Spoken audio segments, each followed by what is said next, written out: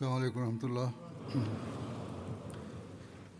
أشهد أن لا إله إلا الله وحده لا شريك له وأشهد أن محمدا عبده ورسوله أما بعد فأعوذ بالله من الشيطان الرجيم بسم الله الرحمن الرحيم الحمد لله رب العالمين الرحمن الرحيم مالك يوم الدين إياك نعبد وإياك نستعين اهدنا الصراط المستقيم صراط الذين أنعمت عليهم غير المغضوب عليهم ولا الضالين. سوف أتناول اليوم مزيدا من تفاصيل سفر غزوة تبوك، إذ لا أزال أتحدث عنه منذ بضع خطب.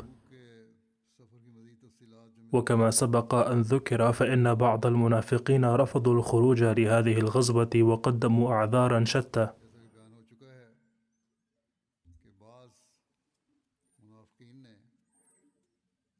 ونجد أنهم قدموا المعاذير والحجج بعد عودة النبي صلى الله عليه وسلم إلى المدينة أيضا،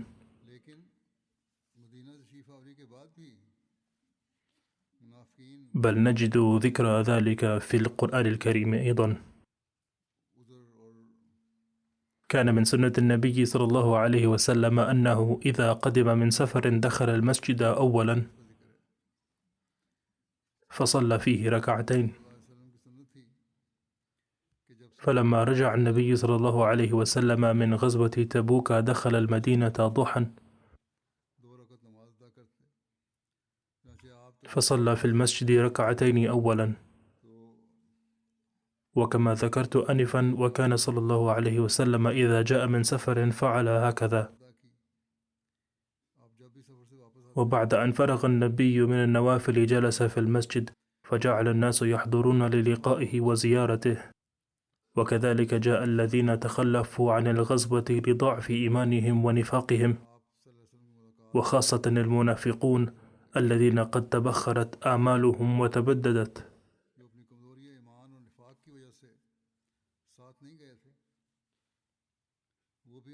فأخذوا يحلفون ويقدمون صنوف المعاذير والحجج تجنبا للفضيحة والخزي.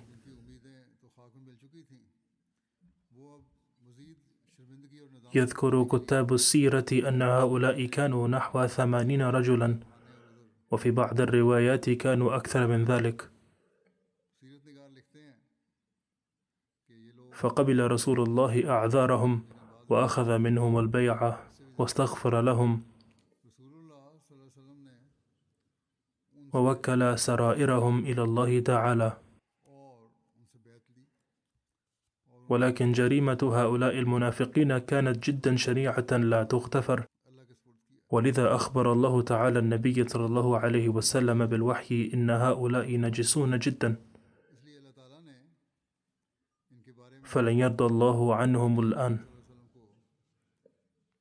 فقال الله تعالى عنهم في سورة التوبة: يعتذرون إليكم إذا رجعتم إليهم قل لا تعتذروا لن نؤمن لكم قد نبأنا الله من أخباركم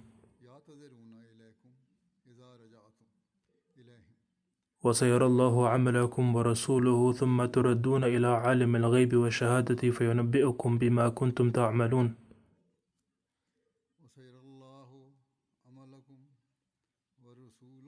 سيحلفون بالله لكم إذا انقلبتم إليهم لتعرضوا عنهم فأعرضوا عنهم إنهم رجس ومأواهم جهنم جزاء بما كانوا يكسبون.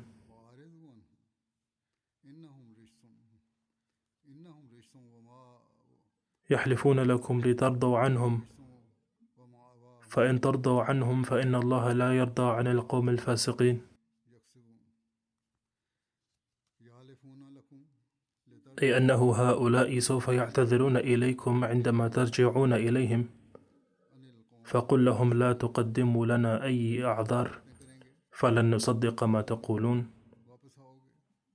لقد أخبرنا الله بحقيقتكم وإن الله يرى أعمالكم وكذلك رسوله، ثم ترجعون إلى الله الذي يعلم الغيب والحاضر فيخبركم بما كنتم تعملون.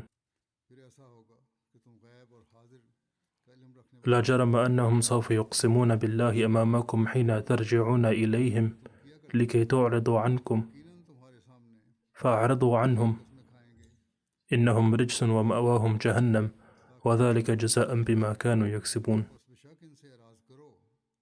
سوف يقسمون لكم لكي ترضوا عنهم، فحتى ولو رضيتم عنهم فإن الله لا يرضى أبدا عن الذين يرتكبون المعاصي. لقد أظهر الله تعالى سخطه الشديد على الذين تخلفوا عن رسول الله عند غزوة تبوك كما هو ظاهر من هنا، وسماهم فاسقين، ونهى نبيه عن أن يصلي على أحد منهم إذا مات، وعن أن يقف على قبره للدعاء له، وحظر عليهم المشاركة في أي مهمة أو الخروج في أي غزوة.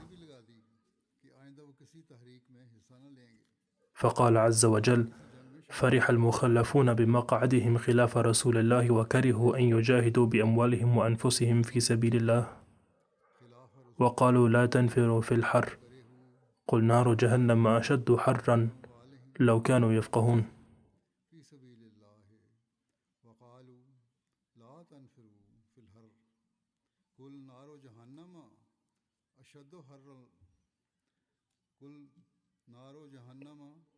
فليضحكوا قليلا وليبكوا كثيرا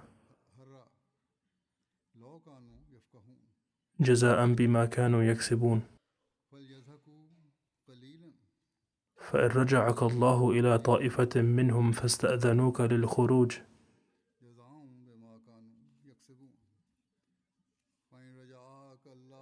فقل لن تخرجوا معي أبدا ولن تقاتلوا معي عدوا،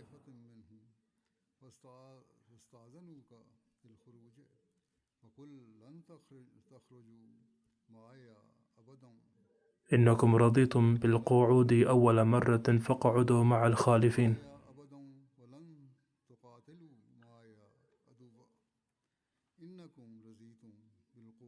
ولا تصلي على أحد منهم مات أبدا ولا تقم على قبره، إنهم كفروا بالله ورسوله وماتوا وهم فاسقون.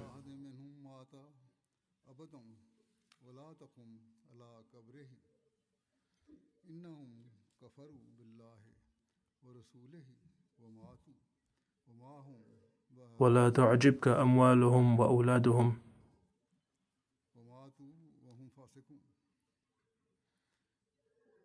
إنما يريد الله أن يعذبهم بها في الدنيا وتزهق أنفسهم وهم كافرون.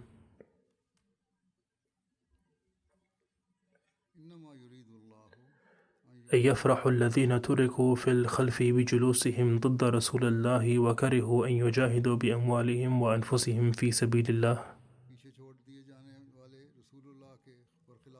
وقالوا لا تخرجوا في الحر الشديد،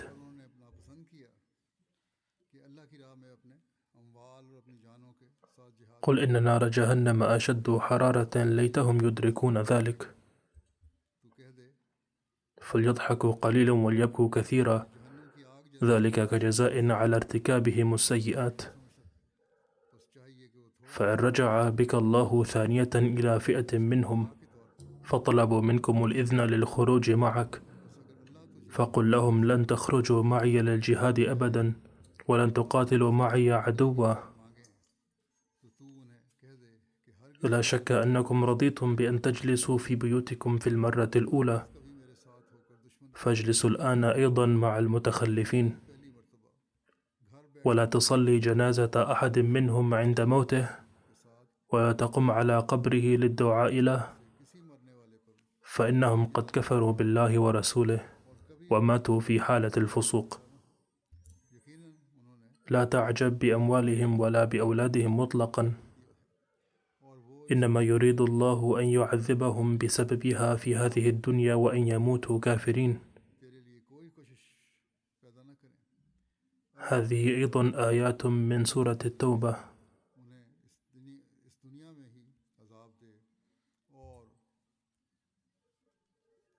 كان المتخلفون عن غزوة تبوك 4 أصناف. الأول أولئك المحظوظون الذين أمرهم رسول الله بالبقاء وراءه لأداء واجب، مثل سيدنا علي وسيدنا عبد الله بن أم مكتوم وسيدنا محمد بن مسلمة وغيرهم رضي الله عنهم. هؤلاء كانوا الصنف الأول.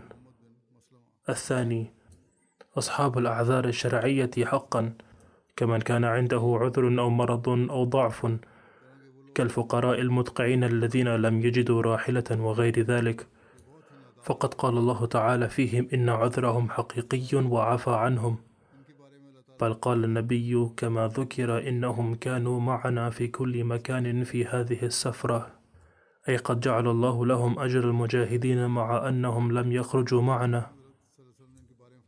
الثالث المنافقون الذين ذم تصرفهم أشد الذم، وقد نزل فيهم في القرآن الحكم بالغضب الشديد والعقاب القاسي والوعيد الشديد إلى يوم القيامة.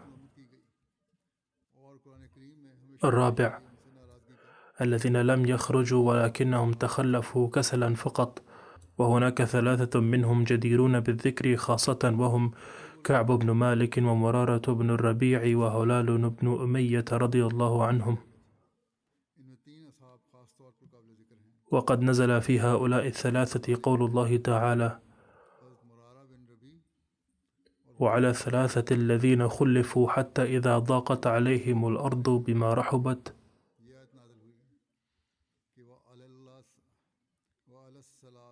وضاقت عليهم أنفسهم وظنوا أن لا ملجأ من الله إلا إليه ثم تاب عليهم ليتوبوا إن الله هو التواب الرحيم.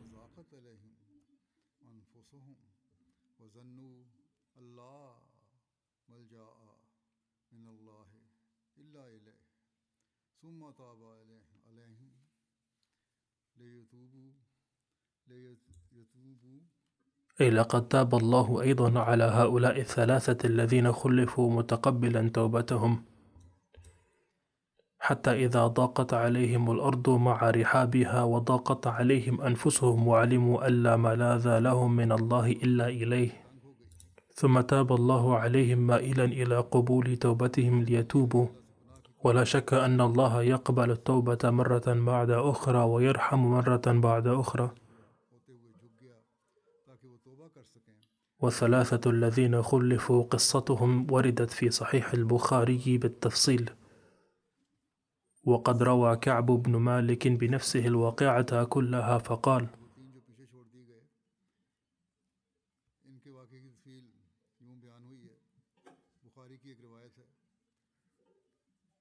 لم أتخلف عن رسول الله صلى الله عليه وسلم في غزوة غزاها إلا في غزوة تبوك، غير أني كنت تخلفت في غزوة بدر ولم يعاتب صلى الله عليه وسلم أحدا تخلف عنها،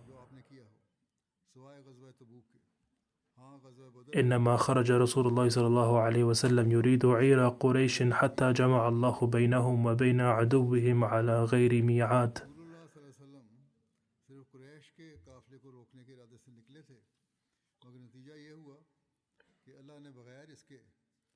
ولقد شهدت مع رسول الله صلى الله عليه وسلم ليلة العقبة حين تواثقنا على الإسلام، وما أحب أن لي بها مشهد بدر وإن كانت بدر أذكر في الناس منها.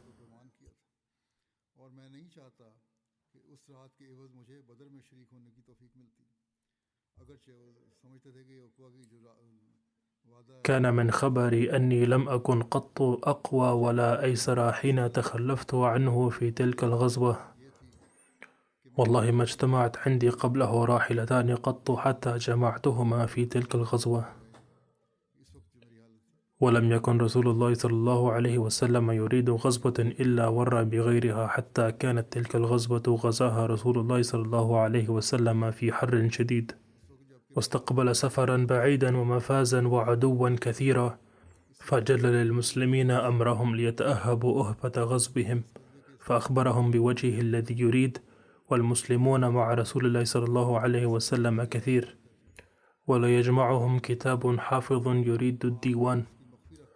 قال كعب: فما رجل يريد أن يتغيب إلا ظن أن سيخفى له ما لم ينزل فيه وحي الله.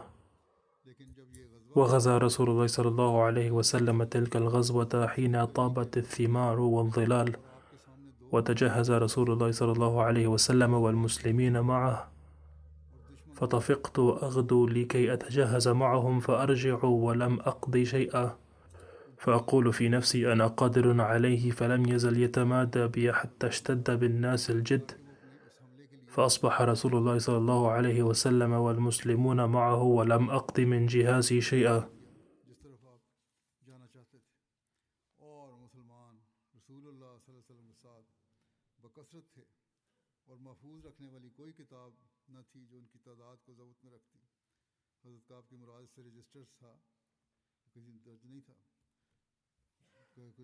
कौन साथ गया कौन नहीं। हज़रत काब कहते थे कि और कोई शख्स भी ऐसा न था जो गैर हाज़िर रहना चाहता हो, मगर वो ख्याल करता कि इसका गैर हाज़िर रहना आपसे पोशीदा रहेगा। बावजूद से कहीं लिखा नहीं गया था, फिर भी ये ख्याल नहीं आता था कि वो आपसे पोशीदा हो जाएगा गैर हाज़िर होकर, जब तक कि इससे मुतल्लिक़ अल्लाह ताला की वही नाज़िल ना हो। और रसूलुल्लाह सल्लल्लाहु अलैहि वसल्लम ने ये ग़ज़वा उस वक्त किया कि जब फल पक चुके थे और साए अच्छे थे। रसूलुल्लाह सल्लल्लाहु अलैहि वसल्लम ने सफ़र की तैयारी शुरू कर दी और आपके साथ मुसलमानों ने भी। और मैं सुबह को जाता, अपना बयान कर रहे हैं अब हाल, मैं सुबह जाता तब मैं उनके साथ संभालें सफ़र की तैयारी करूं, इरादा पक्का था जाने का। मैं वापस लौटता और कुछ भी ना किया होता, लेकिन सुस्ती थी, तैयारी नहीं होती थी। मैं अपने दिल में कहता कि मैं तैयारी कर सकता हूँ, कल कर लूँगा। ये ख्याल मुझे लैतुल-लाल में रखता रहा, यहाँ तक कि वो वक्त आ गया कि लोगों को सफ़र की जल्दी पड़ी और रसूलुल्लाह सल्लल्लाहु अलैहि वसल्लम एक सुबह रवाना हो गए और मुसलमान भी आपके साथ। فقلت أتجهز بعده بيوم أو يومين ثم ألحقهم، فغدوت بعد أن فصلوا لأتجهز، فرجعت ولم أقض شيئا، ثم غدوت ثم رجعت ولم أقض شيئا، فلم يزل بي حتى أسرعوا وتفارط الغزو.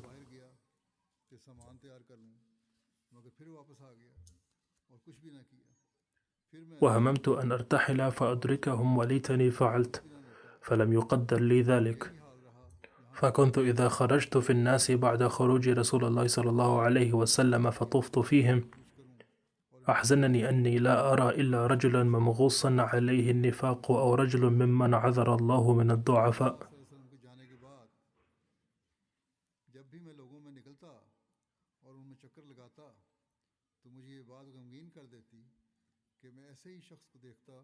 ولم يذكرني رسول الله صلى الله عليه وسلم حتى بلغ تبوك،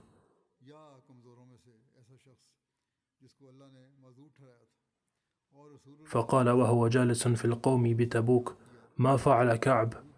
فقال رجل من بني سلمة: يا رسول الله، حبسه برداه ونظره في عطفه، يعني أن كعبا لم يأتي بسبب تكبره. فقال معاذ بن جبل: بئس ما قلت عن كعب، والله يا رسول الله ما علمنا عليه إلا خيرا. فسكت رسول الله صلى الله عليه وسلم. قال كعب بن مالك: فلما بلغني أنه توجه قافلا حضرني همي وطفقت أتذكر الكذب وأقول: بماذا أخرج من سخطه غدا؟ واستعنت على ذلك بكل ذي رأي من أهلي. فلما قيل إن رسول الله صلى الله عليه وسلم قد أظل قادما، زاح عني الباطل وعرفت أني لن أخرج منه أبدا بشيء فيه كذب، فأجمعت صدقه.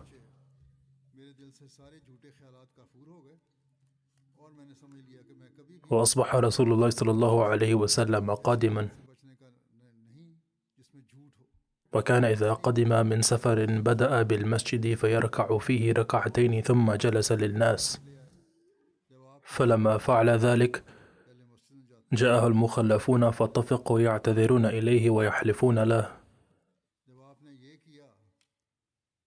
وكانوا 89 رجلا، فقبل منهم رسول الله صلى الله عليه وسلم علانيتهم وبايعهم واستغفر لهم ووكل سرائرهم إلى الله. فجئته فلما سلمت عليه تبسم تبسم المغضب، كان يبتسم ولكن في بسمته غضب، ثم قال صلى الله عليه وسلم: تعال. فجئت أمشي حتى جلست بين يديه، فقال لي: ما خلفك؟ ألم تكن قد ابتعت ظهرك؟ فقلت: بلى، إني والله لو جلست عند غيرك من أهل الدنيا لرأيت أني سأخرج من سخطه بعذر، ولقد أعطيت جدلا، ولكني والله لقد علمت لئن حدثتك اليوم حديث كذب ترضى به عني ليشكن الله أن يسخطك علي، ولئن حدثتك حديث صدق تجد علي فيه إني لأرجو فيه عفو الله. والله ما كنت قط أقوى ولا أيسر مني حين تخلفت عنك. فقال رسول الله صلى الله عليه وسلم: أما هذا فقد صدق، فقم حتى يقضي الله فيك، أي كيف يجب أن تعامل. فقمت، وثار رجال من بني سلمة فاتبعوني فقالوا لي: والله ما علمناك كنت أذنبت ذنبا قبل هذا، ولقد عجزت أن لا أكون اعتذرت إلى رسول الله صلى الله عليه وسلم بما اعتذر إليه المتخلفون. قد كان كافيك ذنبك استغفار رسول الله صلى الله عليه وسلم لك.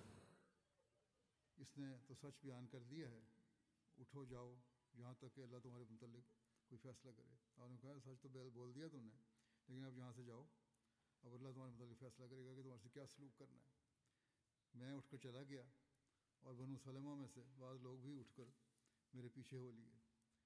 उन्होंने मुझसे कहा कि अल्लाह की कसम, हमें इल्म नहीं कि तुमने इससे पहले कोई कसूर किया हो, और तुम ये भी ना कर सके कि रसूलुल्लाह सल्लल्लाहु अलैहि वसल्लम के पास कोई बहाना ही बनाते, जबकि इन पीछे रहने वालों ने आपके सामने बनाए।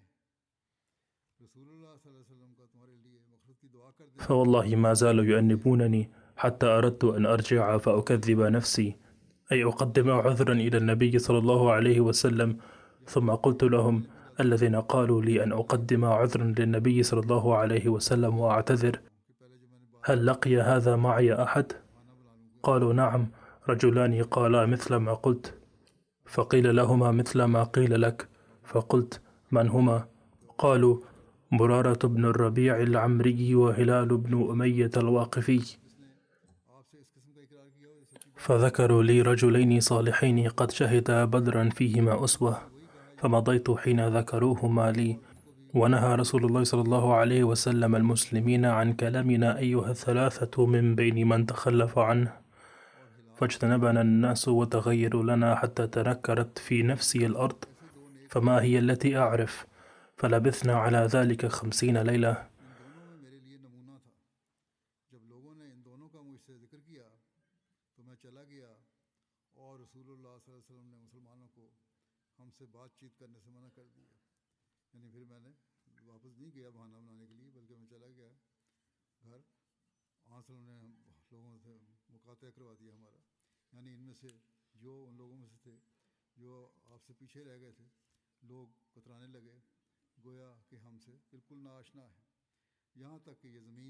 فأما صاحباي فاستكانا وقعدا في بيوتهما يبكيان، وأما أنا فكنت أشب القوم وأجلدهم، فكنت أخرج فأشهد الصلاة مع المسلمين وأطوف في الأسواق ولا يكلمني أحد، وآتي رسول الله صلى الله عليه وسلم فأسلم عليه وهو في مجلسه بعد الصلاة، فأقول في نفسي: هل حرك شفتيه برد السلام علي أم لا؟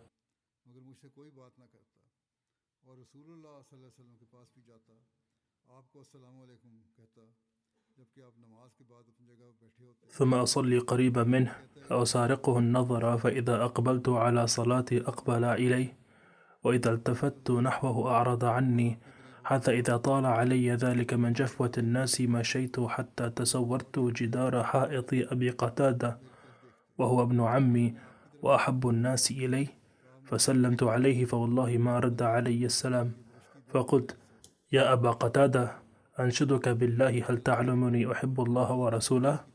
فسكت، فعدت له فنشدته فسكت، فعدت له فنشدته فقال: الله ورسوله أعلم. ففاضت عيناي وتوليت حتى تسورت الجدار.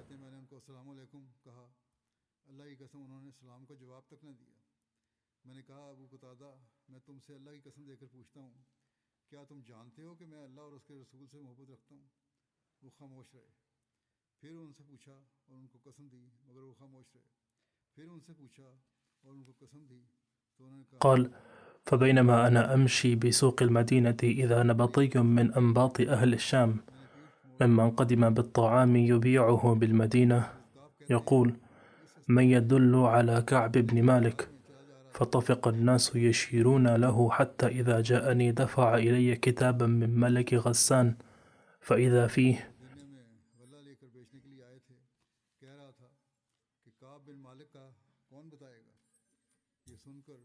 أما بعد، فإنه قد بلغني أن صاحبك قد جفاك، ولم يجعلك الله بدار هوان ولا مضيعة، فألحق بنا نواسك.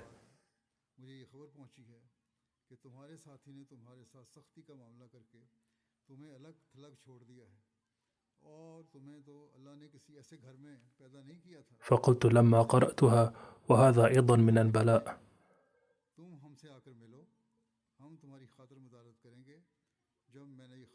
فتيممت بها التنور فسجرته بها، حتى إذا مضت 40 ليلة من 50 إذا مبعوث من رسول الله صلى الله عليه وسلم يأتيني فقال: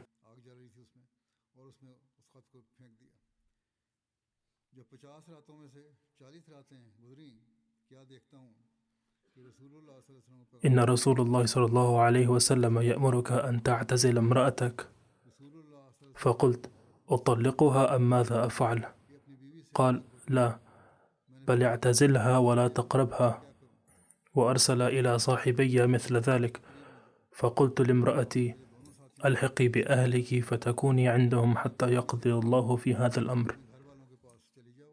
قال كعب: فجاءت امرأة هلال بن أمية رسول الله صلى الله عليه وسلم فقالت: يا رسول الله، إن هلال بن أمية شيخ ضائع ليس له خادم، فهل تكره أن أخدمه؟ فقال: لا، ولكن لا يقربك. أي يمكنك أن تخدميه إلى هذا الحد فقط؟ قالت: إنه والله ما به حركة إلى شيء، والله ما زال يبكي منذ كان من أمره ما كان إلى يومه هذا. قال كعب: فقال لي بعض أهلي: لو استأذنت رسول الله صلى الله عليه وسلم في امرأتك كما أذن لامرأة هلال بن أمية أن تخدمه. فقلت: والله لا أستأذن فيها رسول الله صلى الله عليه وسلم، وما يدريني ما يقول رسول الله صلى الله عليه وسلم إذا استأذنته فيها وأنا رجل شاب. فلبثت بعد ذلك 10 ليال حتى كملت لنا 50 ليلة من حين نهى رسول الله صلى الله عليه وسلم عن كلامنا.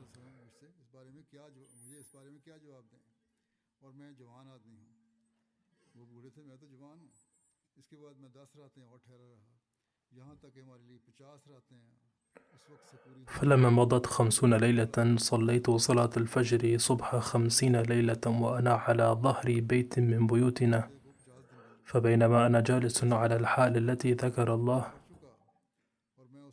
قد ضاقت علي نفسي وضاقت علي الأرض بما رحبت، سمعت صوت صارخ أوفى على جبل سلع بأعلى صوته: يا كعب بن مالك أبشر. قال: فخررت ساجدا وعرفت أن قد جاء فرج، وآذن رسول الله صلى الله عليه وسلم بتوبة الله علينا حين صلى صلاة الفجر، فذهب الناس يبشروننا وذهب قبل صاحبي مبشرون، وركض إلي رجل فرسا وسعى ساعي من أسلم فأوفى على الجبل وكان الصوت أسرع من الفرس. غلطی کو معاف کر دیا ہے۔ یہ سن کر سب لوگ ہمیں خوشخبری دینے لگے اور میرے دونوں ساتھیوں کی طرف بھی خوشخبری دینے والے گئے، اور ایک شخص میرے پاس گھوڑا بھگاتے ہوئے آیا، اور اسلم قبیلہ کا ایک شخص دوڑا آیا اور پہاڑ پر چڑھ گیا، اور اس کے بعد فلما جاءني الذي سمعت صوته يبشرني نزعت له ثوبي فكسوته إياهما ببشراه، والله ما أملك غيرهما يومئذ، واستعرت ثوبين فلبستهما وانطلقت إلى رسول الله صلى الله عليه وسلم، فيتلقاني الناس فوجا فوجا يهنوني بالتوبة ويقولون لتهنك توبة الله عليك. قال كعب: حتى دخلت المسجد فإذا رسول الله صلى الله عليه وسلم جالس وحوله الناس، فقام إلي طلحة بن عبيد الله يهرول حتى صافحني وهناني، والله ما قام إلي رجل من المهاجرين غيره ولا أنساها لطلحة. قال كعب: فلما سلمت على رسول الله صلى الله عليه وسلم قال رسول الله صلى الله عليه وسلم وهو يبرق وجهه من السرور: أبشر بخير يوم مر عليك منذ ولدتك أمك. قلت: أمن عندك يا رسول الله أم من عند الله؟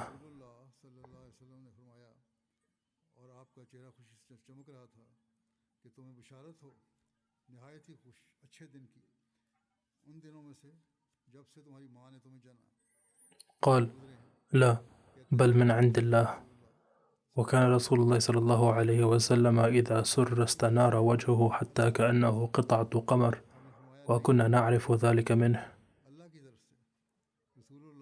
فلما جلست بين يديه قلت: يا رسول الله، إن من توبتي أن أنخلع من مالي صدقة إلى الله وإلى رسول الله. قال رسول الله صلى الله عليه وسلم: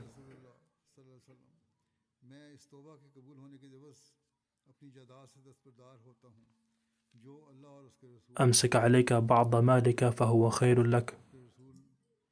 قلت: فإني أمسك سهم الذي بخيبر. فقلت: يا رسول الله، إن الله إنما نجاني بالصدق، وإن من توبتي أن لا أحدث إلا صدقا ما بقيت، فوالله ما أعلم أحدا من المسلمين أبلاه الله في صدق الحديث منذ ذكرت ذلك لرسول الله صلى الله عليه وسلم أحسن مما أبلاني.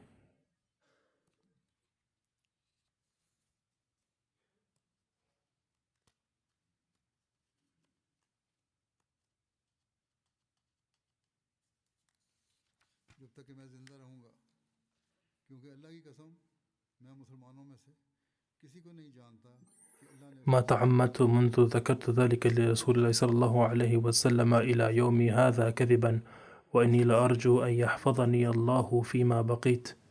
وأنزل الله على رسوله صلى الله عليه وسلم: لقد تاب الله على النبي والمهاجرين والأنصار الذين اتبعوه في ساعة العسرة من بعد ما كاد يزيغ قلوب فريق منهم ثم تاب عليهم إنه بهم رؤوف رحيم.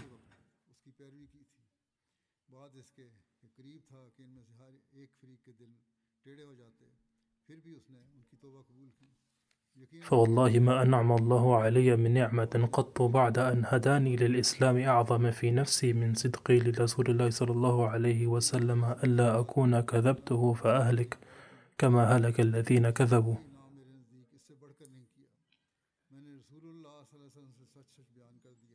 قال كعب: وكنا تخلفنا أيها الثلاثة عن أمر أولئك الذين قبل منهم رسول الله صلى الله عليه وسلم حين حلفوا له فبايعهم واستغفر لهم، وأرجع رسول الله صلى الله عليه وسلم أمرنا حتى قضى الله فيه، فبذلك قال الله: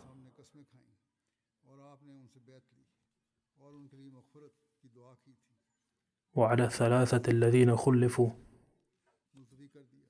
وليس الذي ذكر الله مما خلفنا عن الغزو إنما هو تخليفه إيانا وإرجاؤه أمرنا عمن خلف له واعتذر إليه فقبل منه ولكننا صدقنا الحديث.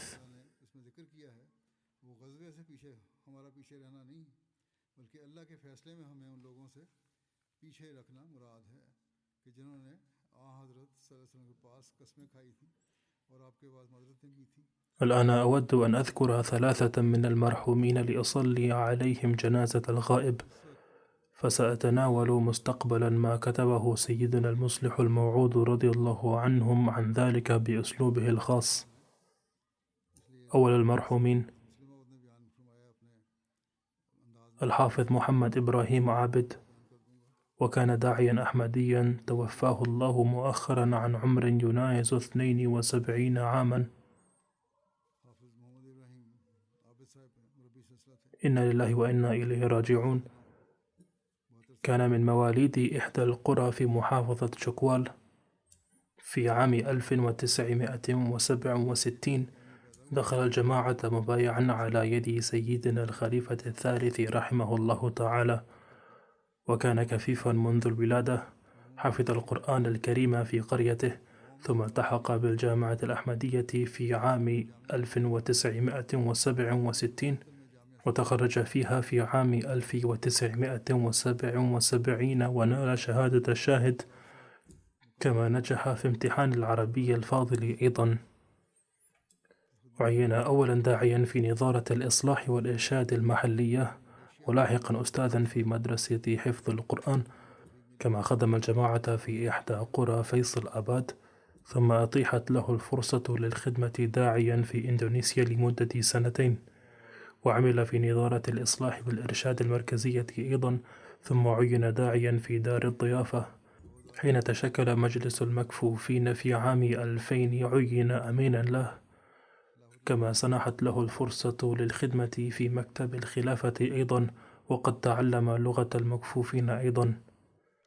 يقول أحد زملائه في الجامعة الأحمدية السيد إمداد الرحمن صديقي، وهو داعية في بنغلاديش: كنا ندرس معا في الجامعة الأحمدية في ربوة، وكان الحافظ ذكيا فطنا ويملك ذاكرة قوية، فكنا نقرأ له جزءا صغيرا من آية معينة ونسأله عن موضعها في القرآن الكريم، فكان يفكر دقيقة ويخبرنا أن هذه الآية في بداية أو وسط سورة كذا، وكان يحفظ جيدا كل ما كان يدرس في الجامعة. وكان سيدنا الخليفة الثالث رحمه الله تعالى يحبه حبا خاصا، وبتوجيه منه فقد قبل في الجامعة الأحمدية، ومع أنه لم يتلقى الدراسة من أي مدرسة فقد حصل على تعليم جيد جدا في الجامعة. كلما واجهته مشكلة ذهب فورا إلى سيدنا الخليفة الثالث وأخذ منه التوجيه، وكان حضرته يلاطفه كثيرا ويتعاطف معه. وكذلك كتب الأستاذ حنيف محمود الكثير عنه، وأذكر بعضه. يقول: حين عدت من أفريقيا بعد 7 سنوات ونصف أمسكت يده وضغطتها بقوة دون أن أتكلم، لكنه عرفني فورا وخاطبني باسمي وسأل: متى وصلت؟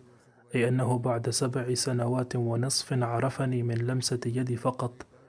وكان أيضا فخورا بأنه لا يخطئ في قراءة القرآن الكريم، وكان هذا صحيحا فعلا. ثم كتب الأستاذ حنيف: عندما جاء إلى الجلسة هنا قابلته فقال لي: لقد رأيتك. فقلت له: كيف رأيتني وأنت كفيف البصر؟ فقال: إنما رأيته بعين القلب لا تستطيع رؤيته العين المادية. كان يتحلى بإخلاص ووفاء كبيرين، وقد حفظ مقتبسات كثيرة من كتب سيدنا المسيح الموعود عليه السلام، وقد كتب البعض عن ذلك أيضا. لقد وفق لخدمة الجماعة مدة 47 عاما تقريبا، وكان بفضل الله يكن احتراما عظيما للخلافة، وكان موصيا. من بين ورثته زوجته وابنان و4 بنات. تغمده الله بواسع رحمته وغفر له، وألهم أولاده الصبر والصلوان. والمرحوم الثاني هو الشيخ أبو بكر جورج الداعي المحلي للجماعة في ليبيريا، فقد توفى هو أيضا في الأيام الماضية عن عمر يناهز 70 عاما بعد مرض قصير. إنا لله وإنا إليه راجعون. كان يعاني منذ فترة من مرض الرئتين. كان قد انضم إلى الجماعة مبايعا في سيراليون عام 1980. كان ميسور الحال من الناحية المالية. بعد التقاعد بعد بلوغه 60 سنة من العمر، خلق الله تعالى في قلبه رغبة كبيرة في خدمة الدين. كان يقرأ القرآن الشريف من قبل، لكن ليس بكثرة، ولكن بعد ذلك أولاه اهتماما خاصا وتعلم قراءة القرآن الكريم بإتقان كبير، ثم عزم أن يقضي بقية حياته في خدمة الدين. رغم أنه لم يكن واقف الحياة، إلا أنه عمليا فاق واقف الحياة إنجازا لأعمال الدين. كان دائما سباقا في خدمة الجماعة ونشر الدعوة. لقد عمل دورة مكثفة لتعليم الجماعة الأساسي، فعين داعيا محليا في مدينته غانتا، حيث كان له بيت أيضا، فوهبه للجماعة ليكون مركزا لها، وبنى فيه مسجدا صغيرا أيضا، وكان يخدم الجماعة. وكذلك كان له شرف أن يكون أول داعي في قطاع نيمبا، وظل يخدم الجماعة فيه حصرا. فقدم قطعة أرض له في غنتا ليبنى عليها مسجد ومركز للجماعة، ويستعمل اليوم أيضا كمسجد مركزي ومركز إقليمي للجماعة. كذلك وهب قطعة أرض أخرى وبيتا صغيرا للجماعة في ضواحي مدينة مونرويا. لقد أبدى المرحوم دوما الإخلاص والوفاء للجماعة، فكان يخرج للجولة في مناطق شاسعة في قطاعه رغم شيخوخته وضعفه، رغم أن الطرق كانت غير ممهدة ووعرة. وبجهوده انضمت إلى الأحمدية بعض البلدات. كان يداوم على الصيام والصلاة وتلاوة القرآن الكريم، وكان يقدم التبرعات بانتظام، وكان يعتني بالفقراء، وكان سباقا في التضحيات بالمال، وكان رجلا مخلصا وبارا، وكان بفضله تعالى موصيا. وبعد الوفاة عند إجراء الحساب لتبرع الوصية، تبين أنه قد دفع مبلغ 400,000 دولار ليبيري تقريبا إضافيا. وكان له علاقة قوية بالخلافة. ترك خلفه زوجتين و3 أبناء وابنتين. غفر الله له ورحمه ووفق أجياله أيضا للمحافظة على علاقة الوفاء مع الجماعة. والمرحوم الثالث هي السيدة ثمينة بانو، زوجة الدكتور فضل محمد بانو من ليبيريا، وهي أيضا توفيت في الأيام الماضية. إنا لله وإنا إليه راجعون. كانت المرحومة حفيدة صحابي المسيح الموعود عليه السلام مولانا عبد الرحيم درد، وقد أقام درد رضي الله عنه هنا أيضا في المملكة المتحدة كداعي أحمدي.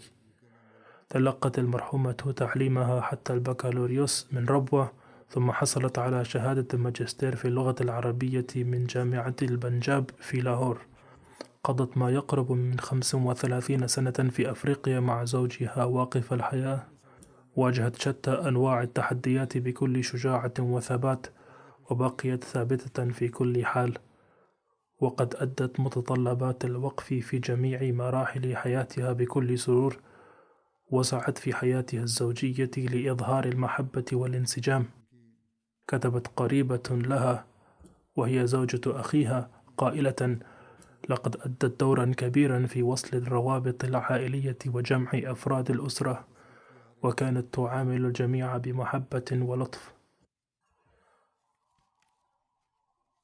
وكتب السيد عبد الغني جهانجير رئيس المكتب الفرنسي: بما أن زوج المرحومة ثمينة كان من فرنسا، فكان له علاقة بالأستاذ جهانجير، وكذلك كانت لوالدته علاقات مع المرحومة.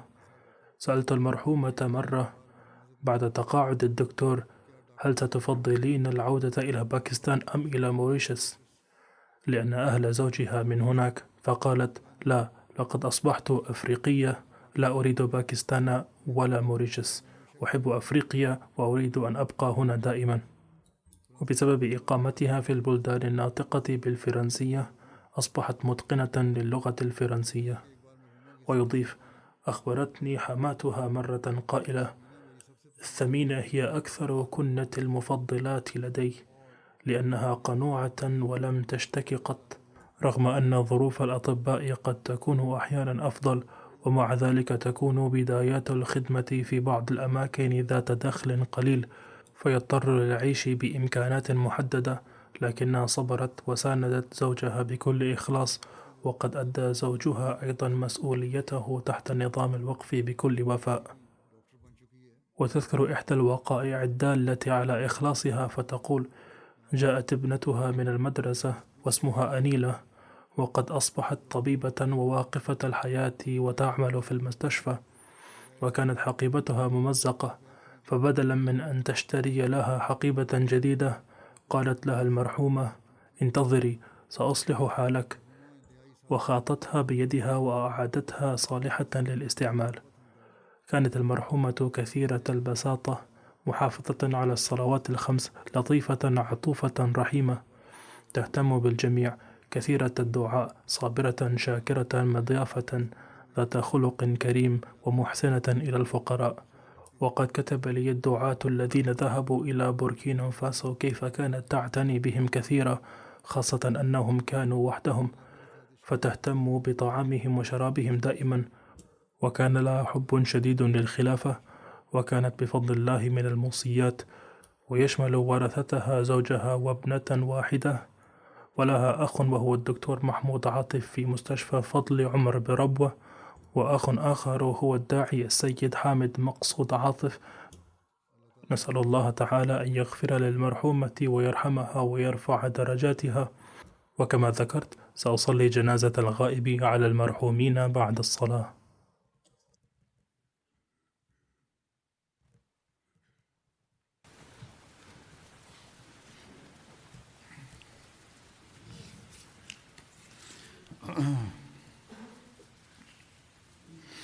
الحمد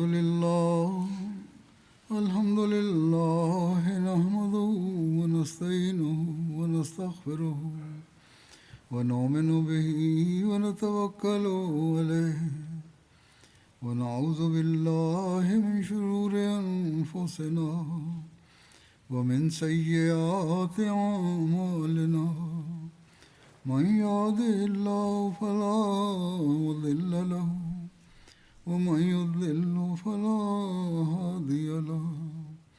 ونشهد أن لا إله إلا الله ونشهد أن محمدا عبده ورسوله. عباد الله رحمكم الله، إن الله يأمر بالعدل والإحسان وإيتاء ذي القربى وينهى عن الفحشاء والمنكر والبغي يعظكم لعلكم تذكرون. اذكروا الله يذكركم وادعوه يستجب لكم ولذكر الله أكبر.